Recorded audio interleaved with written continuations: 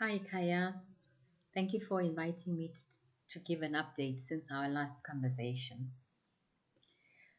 So, 2 years ago, when we did that interview, I think it gave me a sense of liberation to be able to verbalize consciously for myself and for a broader audience. I don't think I'd ever done that before. In that moment, it became a cathartic moment of recollection and remembrance of all our loved ones collectively during and after the pandemic. For the first time, I recall speaking about Utata without feeling that I was bringing down the mood or there was a deep, deep sadness. I could remember him not from a place of pain, but from a place of warmth and end a conversation without tears or regret. Both my mum and I seem to share the same emotional balance around Dada's passing and how we cope without him. Even now, it still feels surreal though, having family occasions at home and he is not there. His name and obviously all the memories come back constantly at Christmas time as he was a Christmas baby and at any family gatherings, really, because he was the head of the home and the leader. In March this year, for our birthdays, myself and my brother is born on the 8th of March, and I'm a 9th of March, with the 10-year gap. Umama slaughtered us a cow from her little crawl, and we had a lovely celebration with Abantu Basekhaya Ezilalini and some local friends.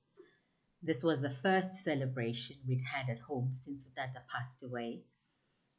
And it was different, but it was quite lovely to just have a joyful moment at home instead of always gathering at home for funerals.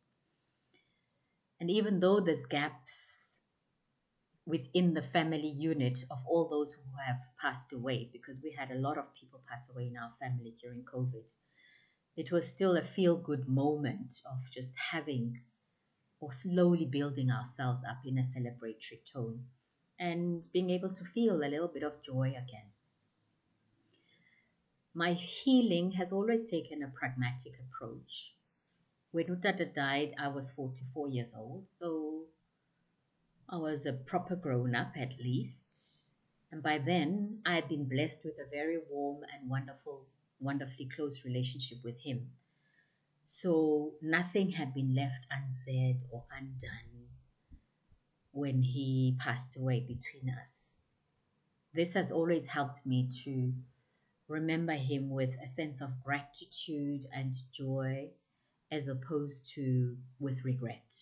I obviously still miss him dearly and think about him all the time, but it's a healthy kind of remembrance, if I can put it that way.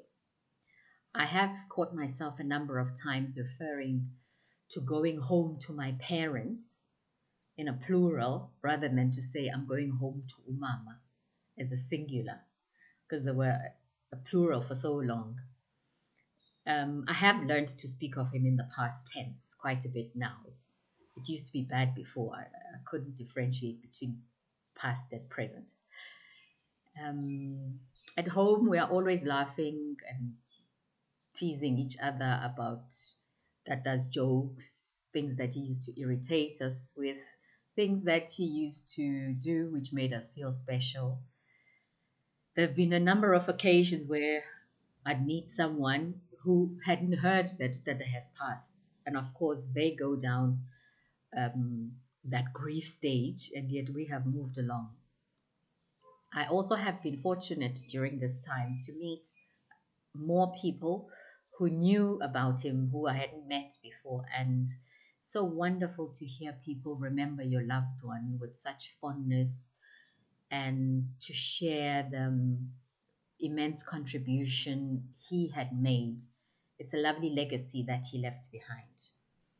So, to answer your question, I think the original interview gave me the space and the depth to speak about the memory of Dada without any guilt and to share the journey thus far at that point, which was a healing in itself and a transformation of all of that pain into a memory and into a point of gratitude.